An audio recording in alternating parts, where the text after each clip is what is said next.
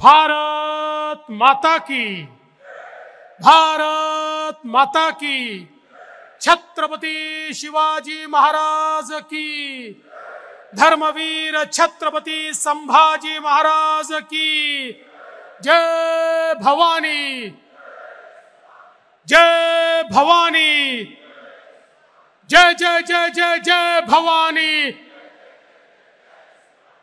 जय जय जय जय जय भवानी, जय जय जय जय जय शिवाजी। हिंदवी स्वराज्याचे सरसंस्थापक छत्रपती शिवरायांना मानाचा मुजरा करतो। भारतीय राज्यघटनेचे शिल्पकार भारतरत्न डॉक्टर बाबासाहेब आंबेडकर यांना मानवंदना अर्पित करतो। आपल्या या विशाल प्रदेश कार्यकारिणीमध्ये मंचावर उपस्थित असलेले, किंबहुना या सभागृहात उपस्थित असलेले, परंतु आता काही बैठका करतायत असे आपल्या सर्वांचे लाडके नेते, देशाचे गृहमंत्री माननीय अमितभाई शहाजी, सन्माननीय आपले प्रदेशाचे अध्यक्ष चंद्रशेखर बावनकुळेजी, माननीय शिवप्रकाशजी, माननीय भूपेंद्र यादवजी, माननीय अश्विनी वैष्णवजी, माननीय पीयूष गोयलजी, राष्ट्रीय महामंत्री माननीय विनोद तावडेजी, सन्माननीय आशिष शेलारजी, चंद्रकांत दादा पाटीलजी, रावसाहेब पाटील दानवेजी, अशोकराव चव्हाणजी, सुधीरभाऊ मुनगंटीवारजी, राधाकृष्ण विखे पाटीलजी, पंकजाताई मुंडे, रवींद्रजी चव्हाण, विजयाताई रहाटकर, गिरीशजी महाजन, मुरलीधरजी मोहोळ, रक्षाताई खडसे, मंगलप्रभात लोढाजी, सुरेश खाडेजी, विजयकुमार गावितजी, धीरज गाठेजी, राजेश पांडेजी, या ठिकाणी मंचावर आणि सभागृहात उपस्थित असलेले सर्व भारतीय जनता पक्षाचे लोकप्रतिनिधी, कार्यकर्ता, पदाधिकारी, भगिनी आणि बंधूंनो, आज सर्वप्रथम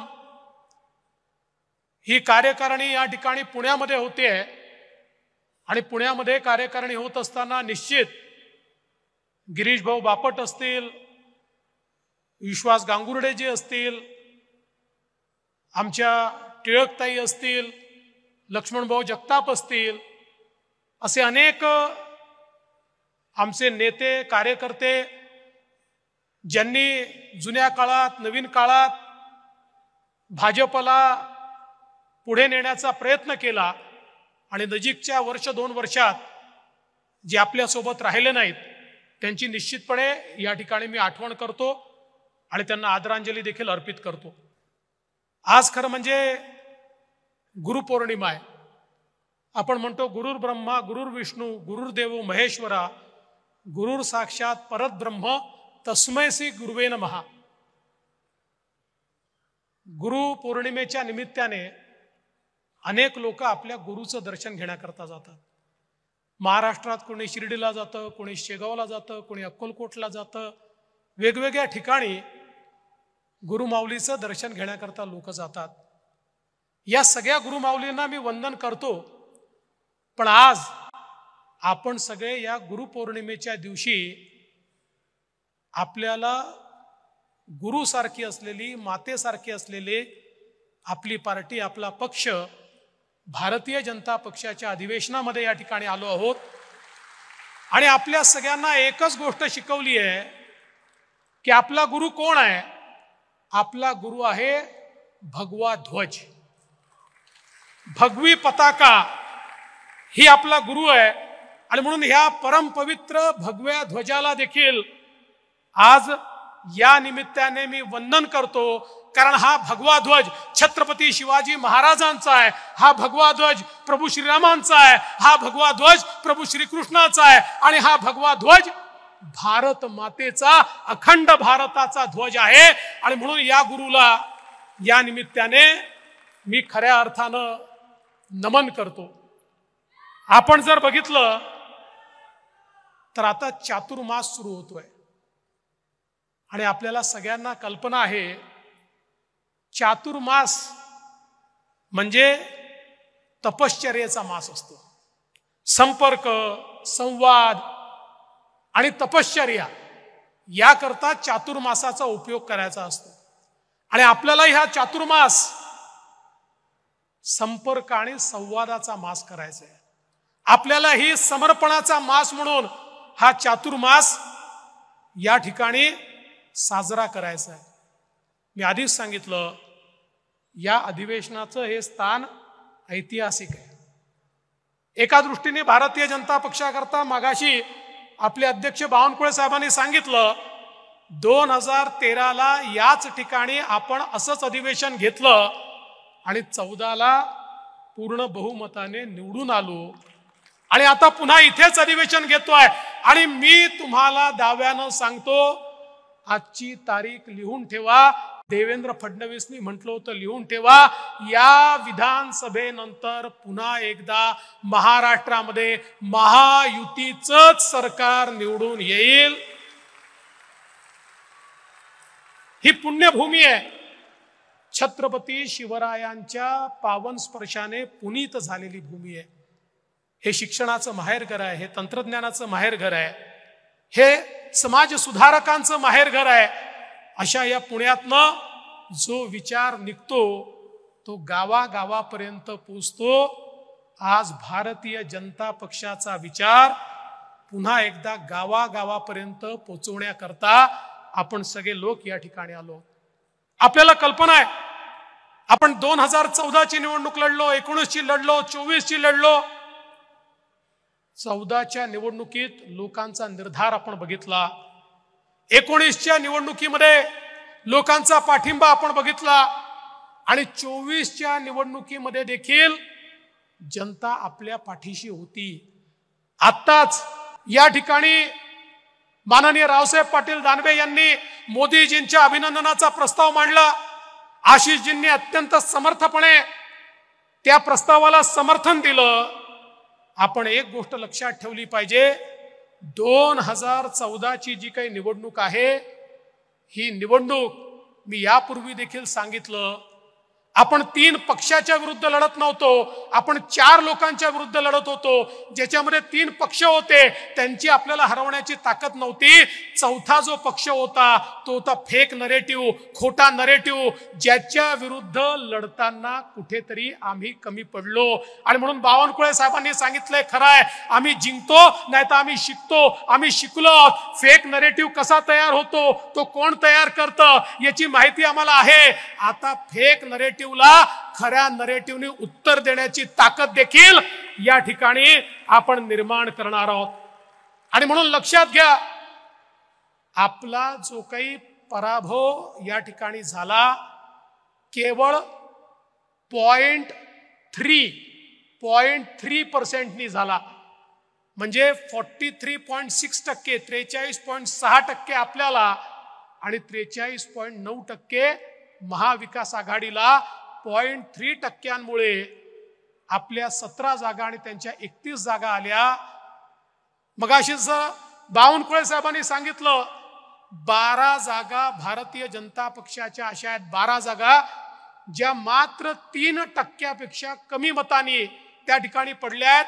7 जागा अशा आहेत 2% कमी मतांनी पडल्या आहेत. 4 जागा अशा आहेत 1% देखील कमी मतांनी ज्या पडलेल्या आहेत. म्हणजे थोडी मेहनत करण्याची गरज आहे, थोडी मेहनत. कुठेतरी मी असं म्हणणार नाही आम्ही मेहनत केली नाही, मेहनत केली, पण त्याच वेळी जो फेक नरेटिव्ह तयार होत होता त्याला इफेक्टिव्ह उत्तर आम्ही देऊ शकलो नाही. या देशामध्ये जेव्हा जेव्हा आरक्षणाची सीमा संपली, भारतरत्न डॉक्टर बाबासाहेब आंबेडकरांनी आरक्षण एका विविक्षित काळाकरता दिलं होतं. ते आरक्षण संपलं, अटलजींचं सरकार होतं. अटलजींनी त्यावेळी आरक्षणाची सीमा वाढवण्याचा निर्णय घेतला. आज जे आरक्षण चाललेलं आहे, अटलजींनी घेतलेला निर्णय आणि त्यानंतर मोदीजींनी घेतलेला निर्णय, पुन्हा एकदा मोदीजींनी आरक्षणाची सीमा वाढवली. म्हणून या देशामध्ये आमच्या संविधानाने दिलेलं आरक्षण आजही सामान्य माणसाला मिळतं आहे. पण एक खोटा नरेटिव्ह तयार करायचा की हे निवडून आले तर हे आरक्षण रद्द करणार, हे संविधान बदलणार, अशा प्रकारचा फेक नरेटिव्ह हा मोठ्या प्रमाणात या ठिकाणी चालवण्यात आला. पण बंधू भगिनींनो लक्षात ठेवा, जे खोटं असतं त्याचं वय मोठं नसतं. जे खरं असतं त्याचंच वय मोठं असतं. खोटं एखाद्या निवडणुकीत चालतं. यांचा विजय हा एखाद्या फुग्यासारखा आहे.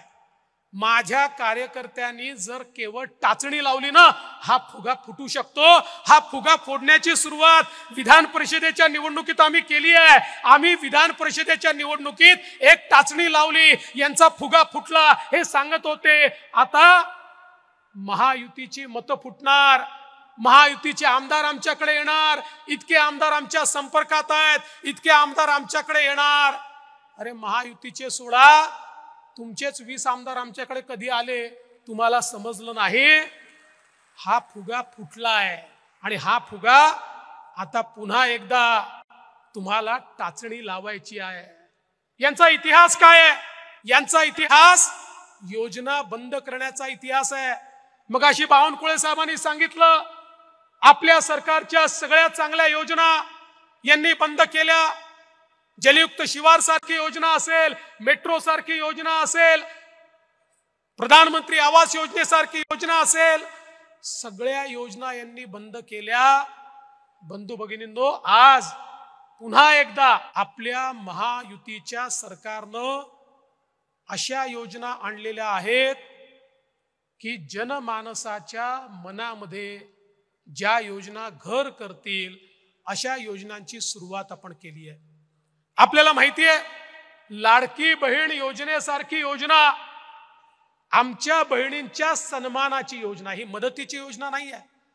ज्या आमच्या मातृशक्तीने, ज्या बहिणींनी इतके वर्ष या ठिकाणी संघर्ष केला आणि आज आपल्या पायावर उभ्या राहत आहेत, त्या बहिणींचा सन्मान करण्याकरता लाडकी बहीण योजना आपण आणली आणि जवळपास 3.5 कोटी महिलांना थेट त्यांच्या खात्यामध्ये महिन्याला 1500 रुपये देण्याचं काम आपलं सरकार या ठिकाणी करणार आहे. हे किती नाटकी लोक आहेत बघा, लबाड आहेत, लबाड. सभागृहात सांगतात आम्ही योजना बंद करू, सभागृहात सांगतात ही चालू शकणार नाही, सभागृहात सांगतात ही खोटी योजना आहे. आणि गावामध्ये सगळ्यात पहिलं पोस्टर यांचंच, आणि हेच लाडकी बहीण योजना, आणि खाली स्वतःचं पोस्टर लावून फिरतात. हा कोर्टात पण चालले, योजनेच्या विरुद्ध कोर्टातही चालले, आणि पोस्टर मात्र स्वतःचं लावतात. पण मी भारतीय जनता पक्षाच्या नेत्यांना आणि कार्यकर्त्यांना विनंती करणार आहे, अरे तुम्ही सांगा ना, आपली योजना आहे, आपल्या सरकारची योजना आहे. आपली मशिनरी जमिनीवर उतरली पाहिजे आणि आपण आमच्या माता भगिनींना मदत करून त्यांचे फॉर्म भरून घेतले पाहिजेत. एक गोष्ट लक्षात ठेवा, हे जे काही महाविकास आघाडीचे लोक आहेत यांनी एक स्ट्रॅटेजी ठरवली आहे. त्यांची स्ट्रॅटेजी काय आहे? ते लोक महिलांचे फॉर्म भरून घेणार आहेत आणि फॉर्मच सबमिट करणार नाही आहेत, आणि मग त्या महिलांच्या मनामध्ये कुठेतरी सरकारच्या विरुद्ध रोष तयार करायचा की बघा तुमचा फॉर्म भरला होता पण सरकारने तुम्हाला पैसे दिले नाहीत. त्यामुळे महिलांनाही सांगा, हे जे लबाड या ठिकाणी तुमच्याकडे येऊन फॉर्म भरून घेतायत, हे तुमचा फॉर्म सरकारकडे सादरच करणार नाही आहेत. त्यामुळे उद्या जर तुम्हाला त्या ठिकाणी पैसे मिळाले नाहीत तर दोष आम्हाला देऊ नका. चुकीच्या पद्धतीनं जे लोक ऑफिशियल फॉर्म नाही आहेत, यांनी स्वतः छापलेले फॉर्म आहेत, त्या फॉर्मवर सह्या घेऊन राहिले आहेत, आणि एक प्रकारे ही योजना कशी फसेल हा प्रयत्न यांचा चाललेला आहे. आपल्याला ही योजना यशस्वी कशी होईल हे बघितलं पाहिजे. मी चंद्रकांत दादांचं अभिनंदन करेन. आपल्या शिंदे साहेबांच्या नेतृत्वात जे आपलं सरकार आहे, या सरकारमध्ये आमच्या मुलींना 100% मुलींना उच्च शिक्षणात 100% फी सवलत देण्याचं काम हे आपल्या सरकारने केलं. खासगी कॉलेजमध्ये त्या ठिकाणी जी फी लागते ती 100% फी आता राज्य सरकार भरणार आहे. माझ्या लहान मुलींना, बहिणींना आता कॉलेजमध्ये उच्च शिक्षण घेण्याकरता स्वतःच्या घरातून 1 पैसा लागणार नाही, अशा प्रकारची योजना या ठिकाणी आणली आहे. आमच्या गृहिणींकरता 3 सिलेंडर हे मोफत देण्याची योजना या ठिकाणी आणलेली आहे. खरं म्हणजे इतका खोटा नरेटिव्ह पसरवतात, म्हणाले सिलेंडरच्या किमती वाढल्या. 2013 सालच्या किमती ज्यावेळेस आम्ही दाखवल्या त्या याहीपेक्षा जास्त होत्या, त्यावेळी हे चूप बसतात. पण आपण अनेक लोक अशी आहोत की जे उत्तरच देत नाही. मी एक गोष्ट आत्मचिंतन करतोय, कदाचित मीडिया दाखवेल तर दाखवू द्या, पण आपला एक प्रॉब्लेम आहे. आणि तो प्रॉब्लेम असा आहे की आपल्यापैकी प्रत्येकाला उत्तर देता येतं, पण तो आदेशाची वाट पाहतो. आदेश आला तर देईन, नाही तर देणार नाही. मी तुम्हाला एक गोष्ट सांगतो, आज तुम्हाला परवानगी देतो, ज्याला बॅटिंग करायची आहे बॅटिंग करा. मैदानात उतरा. अट एकच आहे, एकच अट आहे, हिट विकेट व्हायचं नाही. जे फुटबॉल खेळतात त्यांना माहिती आहे, सेल्फ गोल करायचा नाही. काही लोक बोलायला उतरले की समोरच्यावर बोलायच्या ऐवजी आपल्यावरच बोलून जातात. म्हणजे असं काही बोलतात की 4 दिवस त्याचीच उत्तरं द्यावी लागतात. तेवढं सोडून करा. बाकी आदेश विचारू नका, मैदानात उतरा, ठोकून काढा.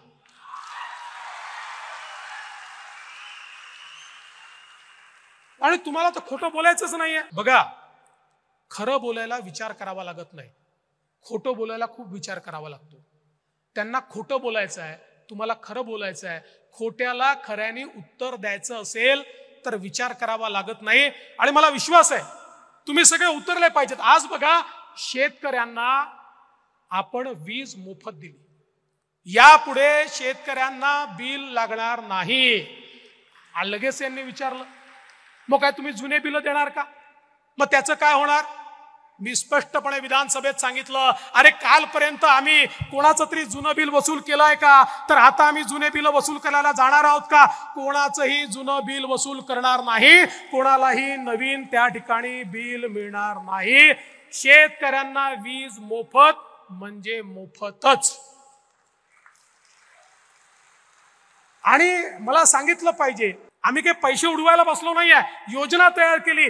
या देशातला हा इतिहास ठरेल की गेल्या 1.5 वर्षामध्ये आमच्या शेतकऱ्यांना 16,000 मेगावॅट वीज लागते, त्यातल्या 9,000 मेगावॅटला सोलरवर आणण्याचं काम आम्ही सुरू केलं आहे, जे 18 महिन्यात पूर्ण होईल. पुढच्या 3 महिन्यात उरलेल्या 7,000 मेगावॅटचं काम आम्ही सुरू करतोय. म्हणजे पुढच्या 2 वर्षामध्ये शेतकऱ्याकडे जाणारी विजेचं एकूण एक युनिट हे सोलरचं असणार आहे. आज जी 7 रुपयाला वीज पडते ती आम्हाला 2 रुपये 80 पैशाला पडणार आहे. म्हणजे आमच्या शेतकऱ्याला जी मोफत वीज देतोय, आजची जी सबसिडी आहे त्यात कुठलीही वाढ न करता आम्ही शेतकऱ्याला मोफत वीज देणार आहोत.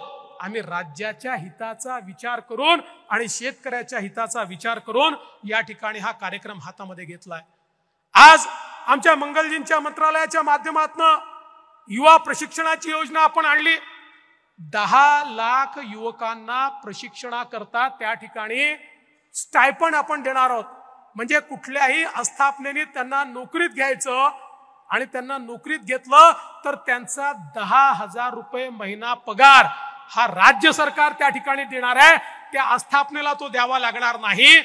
आणि त्यातनं त्यांनी शिकल्यानंतर त्यांना जे सर्टिफिकेट मिळेल, त्यांना एकतर तिथेच परमनंट नोकरी मिळेल, नाहीतर दुसरीकडे मिळेल, किंवा त्यांना स्वतःचा व्यवसाय सुरू करता येईल. 10 लाख तरुणांना रोजगार देण्याची योजना या ठिकाणी आपण आणलेली आहे.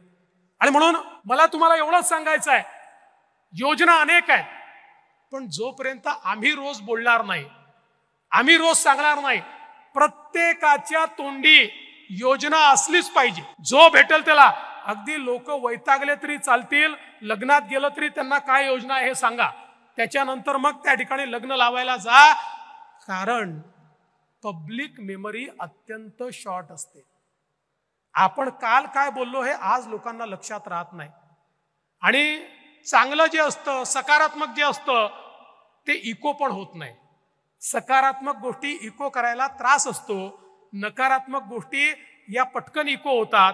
आणि म्हणून त्या दृष्टीने देखील आपल्याला निश्चितपणे मोठ्या प्रमाणात आता प्रयत्न करावे लागणार आहे. मी एक गोष्ट आपल्या लक्षात आणून देतो. बघा, ज्यावेळी हा सगळा फेक नरेटिव्ह चालला होता, आपल्यापैकी अनेकांच्या लक्षात आलं असेल, काही लोक काही सोशल मीडियावरचे लोक हे त्या ठिकाणी आपल्या विरुद्धचा फेक नरेटिव्ह चालवत होते. एक लक्षात घ्या, हे छोटं षडयंत्र नाही आहे. ही या 4-5-10 लोकांची अवकात पण नाही आहे की एवढा मोठा इको ते करतील. याच्या पाठीमागे फार मोठं षडयंत्र आहे. आज ज्या प्रकारचे अल्गोरिदम्स या ठिकाणी तयार करून आणि हे सगळं लोकांपर्यंत खोटं पोचलं पाहिजे अशा प्रकारचं षडयंत्र झालं. हे काही मुठभर लोकांच्या बसचा रोग नाही आहे. याच्या मागे त्या शक्ती आहेत ज्या शक्तींना असं वाटतं भारत मजबूत नाही झाला पाहिजे, ज्या शक्तींना वाटतं मोदीजी प्रधानमंत्री राहिले तर हा देश जगामधला सर्वोत्तम देश होईल. ज्यांना हे माहिती आहे की मोदीजींसमोर आता आपला देश टिकाव धरू शकणार नाही. अशा अनेक प्रवृत्ती एकत्रित आल्या आहेत आणि या प्रवृत्तींनी या ठिकाणी या देशामध्ये परिवर्तन व्हावं म्हणून मदत केली आहे. हे षडयंत्र देखील हळूहळू बाहेर येत आहे. आणि म्हणून आज ज्या प्रकारच्या लढाईला आपण सामोरं जातो, ठीक आहे त्यांनी त्यावेळी केलं, आम्ही बेसावध होतो, पण मी तुम्हाला एवढं निश्चितपणे सांगतो आता तेवढीच ताकदीची तयारी आपण देखील केली आहे. आता चिंता करण्याचं कारण नाही आहे. फेक नरेटिव्हला थेट नरेटिव्हने उत्तर देण्याची ही सगळी इकोसिस्टीम आपण तयार करतो. पण तुमच्याकडनं अपेक्षा आहे, पुन्हा तुमच्याकडनं अपेक्षा आहे, भारतीय जनता पक्षाचे कार्यकर्ते किती आहेत, पदाधिकारी किती आहेत. म्हणजे असं सांगतायत की एकदा स्वातंत्र्यवीर सावरकरांनी असं म्हटलं होतं की सगळे भारतीय थुंकले तरी देखील इंग्रज वाहून जातील. असं आपल्यापैकी प्रत्येकाने रोज एक जरी पोस्ट केली ना तरी देखील फेक नरेटिव्ह संपून जाईल, एक पोस्ट. पण दुर्दैवाने, आणि परत मोकळ्यापणाने बोलतो, मला माफ करा, आमचे लोकप्रतिनिधी देखील करत नाही. आज लोकप्रतिनिधींचे हँडल बघा. अरे बाबांनो, लक्षात घ्या, लढाई जमिनीवर लढतोय आपण, पण त्याच सोबत ही लढाई टेक्नॉलॉजीची झाली आहे, त्याच सोबत ही व्हर्च्युअल झाली आहे. तुमच्या विरुद्धचा खोटा नरेटिव्ह लोकांपर्यंत टेक्नॉलॉजीने पोहोचवलेला आहे. त्याला जर तुम्ही उत्तर दिलं नाही तर तुम्ही जमिनीवर मेहनत करावीच लागेल, ती करतोच, श्रम आहेतच, पण त्याच्या सोबत याचंही उत्तर जर आपण दिलं नाही तर आपण याचा मुकाबला करू शकणार नाही. बंधू भगिनींनो, मला विश्वास आहे की तुम्ही सगळ्यांनी जर गांभीर्याने घेतलं तर एक मोठं परिवर्तन या ठिकाणी निश्चितपणे होऊ शकतं. आज खरं म्हणजे राज्यामध्ये एक विचित्र अशा प्रकारची स्थिती आहे.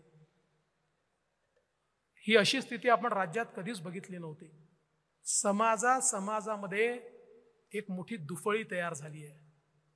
अनेक समाज एकमेकांसमोर उभे आहेत आणि दुर्दैवाने या राज्यातल्या काही नेत्यांना असं वाटतं की हे समाज एकमेकांसमोर उभे राहिले तरच आपण निवडून येऊ शकतो, म्हणून त्याच्यामध्ये पेट्रोल टाकण्याचं काम काही राज्यकर्ते करतायत. खरं म्हणजे एक गोष्ट लक्षात घेतली पाहिजे, अरे निवडणुका येतील जातील, एखादं सरकार बनेल राहणार नाही, सरकार येतात जातात, पण समाज एकसंघ राहायला पाहिजे. समाज जर असा दुफळीत राहिला, एखाद्या निवडणुकीत तुमची पोळी भाजली जाईल, पण एकदा समाजामध्ये दुफळी राहिली तर किमान 3 पिढ्या ती दुफळी तुम्हाला दूर करता येत नाही. कुठे आम्ही समाजाला आमच्या नेतो, काय नेमकं आम्ही करतो, याचा देखील विचार झाला पाहिजे. भारतीय जनता पक्षाने नेहमी स्पष्ट भूमिका ठेवली आहे. मराठा समाजामधला जो गरीब मराठा आहे याला आरक्षण मिळालं पाहिजे, ही पहिल्या दिवशीपासून भाजपची भूमिका आहे. माझा सवाल आहे, आरक्षणाची लढाई सुरू कधी झाली? 1982 साली त्या ठिकाणी स्वर्गीय अण्णासाहेब पाटलांनी काँग्रेसच्या मुख्यमंत्र्यांना भेटून सांगितलं की तुम्ही आरक्षण दिलं नाही तर माझा जीव मी संपवीन. त्या मुख्यमंत्र्यांनी सांगितलं नाही देत, आणि त्या ठिकाणी स्वर्गीय अण्णासाहेब पाटलांनी स्वतःला गोळी मारून घेतली. मराठा आरक्षणाचा पहिला बळी जर कोणी होते तर ते स्वर्गीय अण्णासाहेब पाटील होते. 1982 साली. 1982 सालापासनं 2014 साली आपलं सरकार येतपर्यंत इतकी सरकार आली, त्यातली जास्तीत जास्त सरकार एक सोडलं तर काँग्रेसची होती किंवा आताच्या शरद पवार साहेबांची सरकार होती, 4 वेळा पवार साहेब स्वतः मुख्यमंत्री होते, का मराठा आरक्षण दिलं नाही?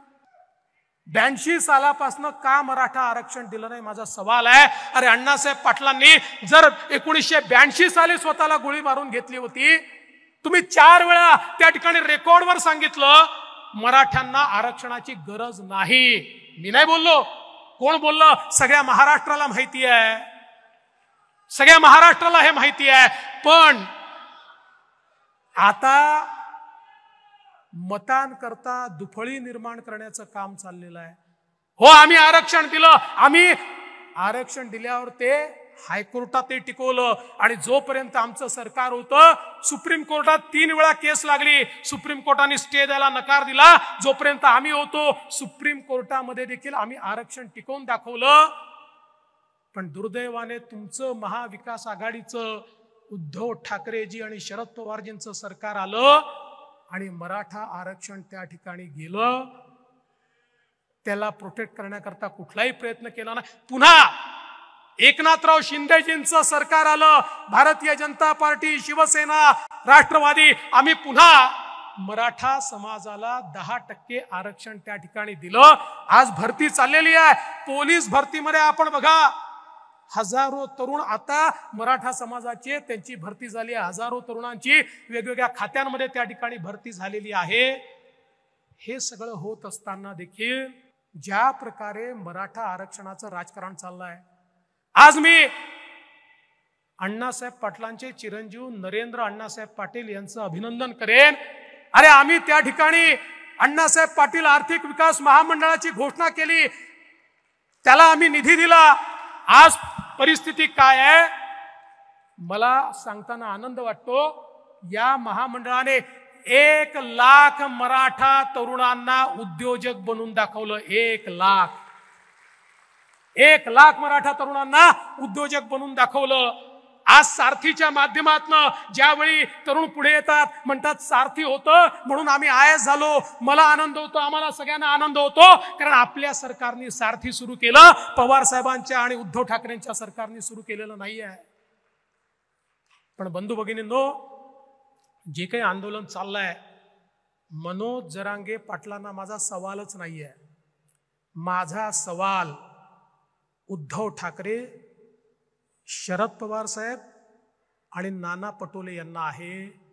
आणि सोपा सवाल आहे की तुम्ही एकदा हे जे आंदोलन चाललेलं आहे, या आंदोलनामध्ये तुमची भूमिका स्पष्ट करा. तुम्ही सांगा की मराठा समाजाला ओबीसी मध्ये आरक्षण देण्याकरता शरद पवार साहेब, उद्धव ठाकरे साहेब आणि नाना पटोले साहेब तुमचं यश आहे का, तुमचं समर्थन आहे का? एकदा हे स्पष्ट करा. ही दुटप्पी भूमिका सोडा. चित भी मेरी, पड भी मेरी, खड़ा तो मेरे बाप का, ही जी भूमिका तुम्ही मांडताय ही सोडा. या ठिकाणी मराठ्यांनाही वेडं करायचं, ओबीसींनाही वेडं करायचं, दोघांनाही झुंजवत ठेवायचं, दोघांनाही भांडत ठेवायचं. अरे आम्हाला तर शिव्या खायची सवय आहे, आम्ही घाबरत नाही. आणि समाजाला न्याय देण्याकरता किती शिव्या खाव्या लागल्या तरी आमची त्याची तयारी आहे. पण तुमचा बुरखा फाडल्याशिवाय राहणार नाही. हा खोटारडे म्हणा, हा समोर आळावाच लागेल. आणि हा जर आला नाही, ये पब्लिक है, ये सब जानती है. बंधू भगिनींनो, खरं म्हणजे आज आपण एक गोष्ट लक्षात घेतली पाहिजे. या निवडणुकीमध्ये जसा एक फेक नरेटिव्ह आपल्या समोर आला, तसंच एक वेगळ्या प्रकारचं कन्सॉलिडेशन देखील आपल्या समोर आलेलं आहे. भारतीय जनता पक्षाने कधी जाती धर्माचा विचार केला नाही. आमचं जे हिंदुत्व आहे हे व्यापक हिंदुत्व आहे. भारतीय जनता पक्षाच्या हिंदुत्वामध्ये कुठल्याही पूजा पद्धतीला स्थान आहे. भारतीय जनता पक्षाने जे हिंदुत्व मांडलं याच्यामध्ये आम्ही कधीही कोणाला एक्सक्लूड केलेलं नाही आहे. या भूमीला जो आपली जन्मभूमी मानतो, कर्मभूमी मानतो, आणि या देशाची मानक मग प्रभू श्रीराम असतील किंवा छत्रपती शिवाजी महाराज असतील, ही मानक, जो आपली मानक मांडतो असा कुठलाही व्यक्ती, जात असो, धर्म असो, पूजा पद्धती असो, तो कुठेही त्या ठिकाणी पूजा करणारा असो, असा प्रत्येक व्यक्ती हिंदू आहे हे मानणाऱ्यांपैकी आम्ही आहोत. पण त्याच वेळी या ठिकाणी हिंदूंना दहशतवादी म्हणण्यात येत आहे. काल परवा विशाळगडाची घटना झाल्यानंतर शिवप्रेमींना दहशतवादी म्हणण्यात येत आहे. आज संसदेमध्ये राहुल गांधी म्हणतात हिंदू म्हणजे हिंसा. हे खपवून घेणार आहोत, खपवून घ्यायचं. आमचा संकुचित विचार नाही आहे, पण आम्हाला एक गोष्ट निश्चितपणे माहिती आहे, या देशामध्ये जेव्हा जेव्हा हिंदू निर्बल झाला, जेव्हा जेव्हा हिंदू दुर्बल झाला, त्यावेळी हा देश गुलामगिरीत गेला. अरे छत्रपती शिवरायांनी 18 पगड जातींना एकत्रित केलं आणि हिंदवी स्वराज्याची स्थापना केली. छत्रपती शिवाजी महाराजांनी धर्मात भेद केला नाही, पण त्याच वेळी त्यांना हे माहिती होतं की जोपर्यंत या ठिकाणी हिंदवी स्वराज्याची स्थापना होणार नाही, तोपर्यंत मोगली आक्रमकांकडनं मी माझ्या रयतेला वाचवू शकणार नाही. या ठिकाणी खोटं बोलून स्वतःच्या मनाची समजूत तुम्ही काढू शकता, पण सत्य हे स्वीकारावं लागतं. आणि पुन्हा एकदा जे आम्हाला धुळ्याच्या लोकसभेत पाहायला मिळालं, जे आम्हाला वेगवेगळ्या लोकसभेत पाहायला मिळालं, आज जागे झाला नाहीत ना, उद्या जागा होण्याची संधी पण मिळणार नाही.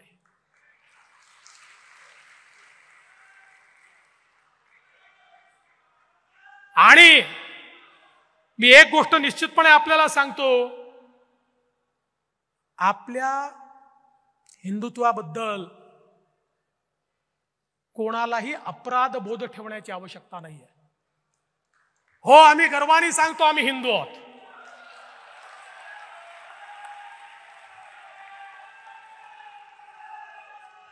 आणि हिंदुत्व म्हणजे सहिष्णुता आहे.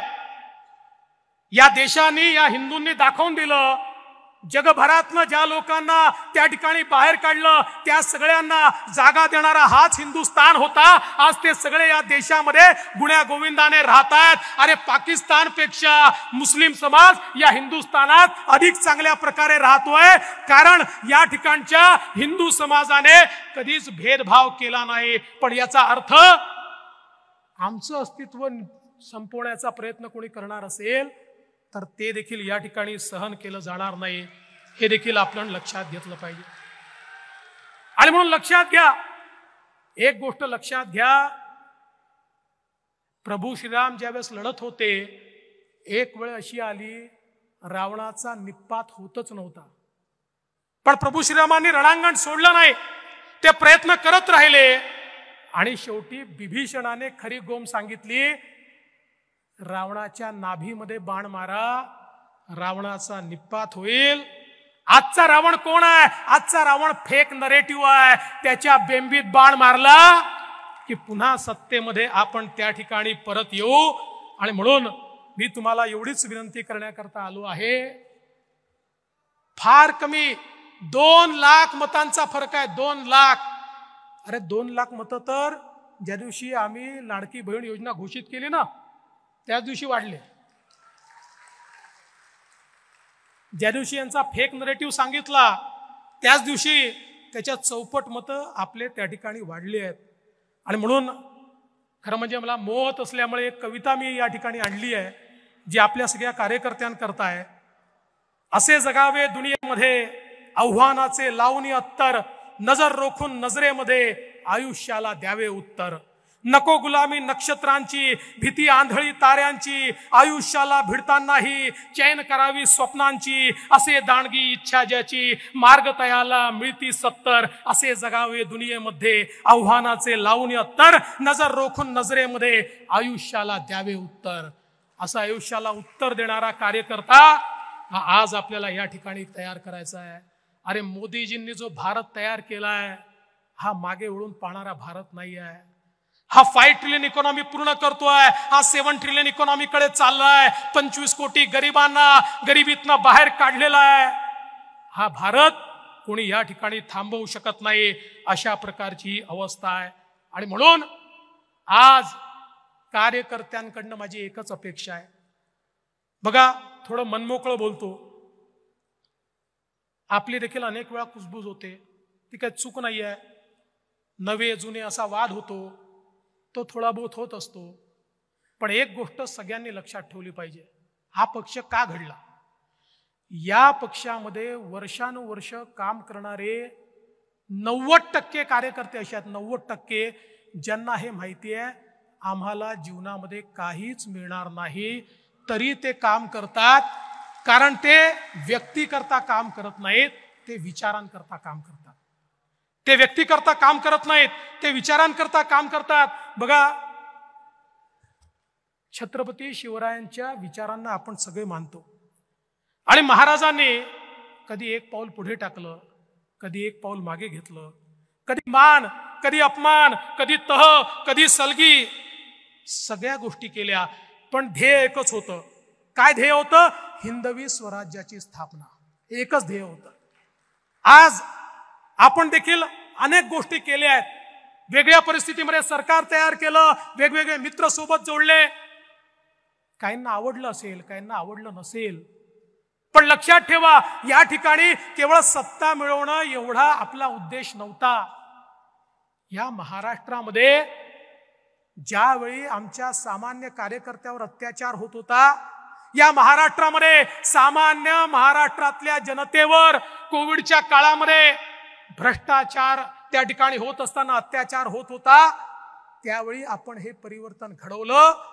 आणि परिवर्तन घडवताना बाळासाहेब ठाकरे, सद्य हिंदुहृदय सम्राट, यांच्या विचारांवर चालणारे, खऱ्या अर्थानं त्यांच्या विचाराचं प्रतिनिधित्व करणारे एकनाथराव शिंदेजी यांना आपण सोबत घेतलं. नंतरच्या काळामध्ये अजितदादांना देखील आपण सोबत घेतलं. हे खरं आहे, त्या राष्ट्रवादी सोबत आपण खूप संघर्ष केला. त्यामुळे अनेकांना असं वाटलं, ज्यांच्याशी संघर्ष झाला आता त्यांच्याशी सलगी कशी करायची. पण ध्येय ज्यावेळेस स्पष्ट असतं, त्यावेळी त्या ध्येयाकडे जाताना कधी 2 पावलं पुढे टाकावे लागतात, कधी 2 पावलं मागे टाकावे लागतात, कधी तह करावा लागतो, कधी सलगी करावी लागते. त्यामुळे एवढं लक्षात ठेवा, देवेंद्र फडणवीसला सागर बंगला मिळाला किंवा तो मिळावा याकरता हे सरकार आपण आणलेलं नाही आहे. तर माननीय आपले प्रधानमंत्री मोदीजी ज्या प्रकारे देशाला पुढे नेत आहेत, त्यांच्या वाटचालीमध्ये महाराष्ट्र त्यांच्या सोबत राहायला पाहिजे. म्हणून हे परिवर्तन या ठिकाणी आपण सगळ्यांनी केलं आहे. आणि म्हणून आपल्या मनामधले किंतु परंतु काढून टाका. मला रोज 100 SMS येतात आणि इतके सल्ले देतात लोक. जो काम करतो त्यांनी सल्ला दिला पाहिजे, त्याला तो अधिकार आहे. पण अलीकडच्या काळात सल्ले देणारे वाढले आहेत. काम करणाऱ्यांपेक्षा सल्ले 2च गट आहेत, 2 वेगवेगळे आहेत. काही लोक फक्त सल्लेच देतात आणि काही लोक कामच करतात. सल्ले जरूर द्या, पण सल्ला देत असताना आपण काय करतोय? सगळं नेत्यांनी करावं असं नाही आणि सगळं कार्यकर्त्यांनी करावं असं देखील नाही. आपल्याला सगळ्यांना एकजुटीनं या ठिकाणी समोर यावं लागेल. आणि म्हणून तुम्हाला माझी विनंती आहे, आमच्याकडनं काही चुका घडल्या असतील, असू शकतात, काही चुका निश्चितपणे झाल्या असतील, त्या चुका तुम्ही पोटात घातल्या पाहिजेत. कारण आम्हीही तुमच्यासारखे कार्यकर्ते आहोत. हे पद मिळालं म्हणून आम्ही मोठे नाही झालो, आम्ही पण कार्यकर्ते आहोत. पण नुसत्या चर्चा करायच्या, नुसतं त्या ठिकाणी निगेटिव्ह बोलायचं, असा जो कारभार काही लोक करतात, त्यांना हात जोडून विनंती आहे, जे लोक निष्ठेने काम करतायत, किमान त्यांच्या मनामध्ये विष कालवण्याचं काम करू नका.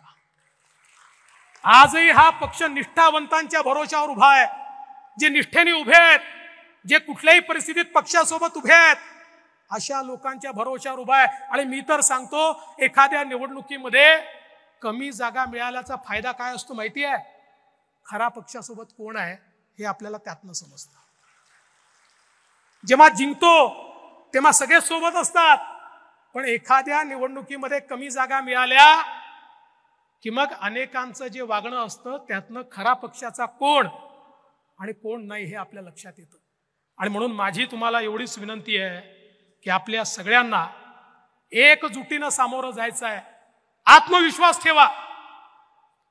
या ठिकाणी जर आपण विपरीत परिस्थितीमध्ये, फेक नरेटिव्ह मध्ये, ज्या ठिकाणी आपल्या लक्षातच आलं नाही की असा नरेटिव्ह आहे, अशाही परिस्थितीमध्ये त्या ठिकाणी केवळ 2 लाख मतांनी फक्त मागे आहोत. मी तुम्हाला विश्वासानं सांगतो, आपण मागच्या निवडणुकांमध्ये भाजप म्हणून या ठिकाणी 1.5 कोटी मतं सातत्याने घेत आलो आहे. यावेळी 1.25 कोटी मतं आपण घेतल्याशिवाय राहणार नाही. आणि महायुती म्हणून अधिक. अनेक कार्यकर्ते विचारतात, मग सांगा मुख्यमंत्री कोणाचा होणार, मग मुख्यमंत्री कोण होणार. तुम्हाला आजच सांगतो, मुख्यमंत्री महायुतीचाच होणार. यानंतर कोण मुख्यमंत्री, काय मुख्यमंत्री हा प्रश्न विचारू नका. हा प्रश्न डोक्यातनं काढून टाका. आज हा प्रश्न आपल्या समोर नाही. आपल्या समोर एकच लक्ष आहे. ज्याप्रमाणे अर्जुनासमोर माशाचा डोळा एकमेव लक्ष होतं, तसं आपलं एकच लक्ष आहे, पुन्हा या महाराष्ट्राची सेवा करण्याकरता आपलं सरकार स्थापन करणं. आणि त्याकरता वाटेल ती किंमत कार्यकर्ता मोजायला तयार आहे. अशा मानसिकतेतनं जर आपण पुढे गेलो तरच मला असं वाटतं की ही निवडणूक आपण निश्चितपणे जिंकू शकू. आणि म्हणून एक भक्कम संकल्प घेऊन आपल्याला जायचं आहे. मी शेवटी एवढंच सांगतो, लहरों को साहिल की दरकार नहीं होती, लहरों को साहिल की दरकार नहीं होती. हौसला बुलंद हो तो कोई दीवार नहीं होती. जलते हुए चिराग ने आंधियों से कहा, उजाला देने वालों की कभी हार नहीं होती, कभी हार नहीं होती, कभी हार नहीं होती. आपण जिंकणार ही मानसिकता घेऊन जा. या ठिकाणी आजचा दिवस लिहून घ्या. आज या ठिकाणून मी घोषणा करतोय, तुमचा प्रतिनिधी म्हणून, भारतीय जनता पार्टी हा महाराष्ट्रातला सगळ्यात मोठा पक्ष असेल आणि महायुतीचं सरकार या महाराष्ट्रामध्ये आपण स्थापन करून दाखवू. एवढंच बोलतो आणि माझं बोलणं संपवतो. धन्यवाद. जय हिंद, जय महाराष्ट्र, जय शिवराय. उभं राहून सर्वांनी उभं राहून टाळ्या. धन्यवाद देवेंद्रजी. राजेश पांडे भोजनाबद्दल काही सूचना देतील. बरोबर 2:45ला ही सभा सुरू होईल. माननीय अमित भाई आपल्याशी संवाद करणार आहेत. माननीय राजेश पांडेजी जरा सूचना देतील जेवणाच्या व्यवस्थेबद्दल. सर्वांनी जरा सूचना. एक घोषणा देवेंद्रजींसाठी जोरात. देवेंद्रजी तुम आगे बढ़ो, देवेंद्रजी तुम आगे बढ़ो. सगळ्यांना महत्वाची सूचना आहे. भोजन झाल्यानंतर लगेच माननीय अमित भाई शहा यांचं मार्गदर्शन आहे. तेवढं शेवटचं सेशन आहे. भोजनासाठी 3 गट केलेले आहेत. इकडच्यांनी डाव्या बाजूला जायचंय, मागच्यांनी मागे जायचंय आणि उजव्या बाजूला या बाजूला जायचंय. बरोबर 45 मिनिटाचा भोजन ब्रेक आहे. आणि पुढे जे सगळे बसलेले आहेत, आमदार, खासदार, केंद्रीय पदाधिकारी, माजी खासदार, प्रदेश पदाधिकारी आणि जिल्हा अध्यक्ष यांनी या उजव्या बाजूच्या दरवाजाने बॅक साईडला स्टेजचे यायचंय. त्या ठिकाणी त्यांचं जेवण असणार आहे. कृपा करून 45 मिनिटात बरोबर सगळ्यांनी परत यायचंय. भारत माता की.